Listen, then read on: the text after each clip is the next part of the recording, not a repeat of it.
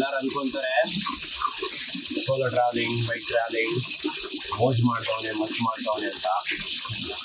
Seriously ಇದೆ ಗೊತ್ತೆ ಗುರು.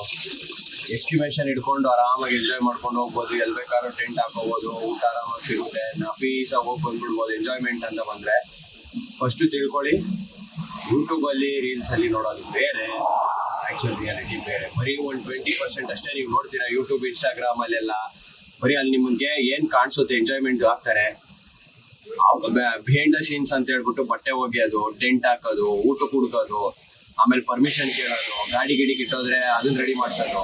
ನಮ್ಮ ಗ್ರೋತ್ ಬೇರೆ, ಇವತ್ತು ಗಾಡಿ ಬ್ಯಾಟ್ರಿ ಬೇರೆ ಡೌನ್ ಆಗ್ಬಿಟ್ಟು ಡೆಡ್ ಆಗ್ಬಿಡೈತೆ, ಡೌನು ಅಲ್ಲ, ಅದೆಲ್ಲ ಪ್ರಾಬ್ಲಮ್ಸ್ ಬರುತ್ತೆ. Chain lube, engine oil change, service ಮಾಡಿಸ್ಬೇಕು. It is fucking nonsense bro. You are not estimated what it will be. It is not easy to travel solo. Prepare for the advance income. It is not too easy though. Yeah, just fucking bro, fucking.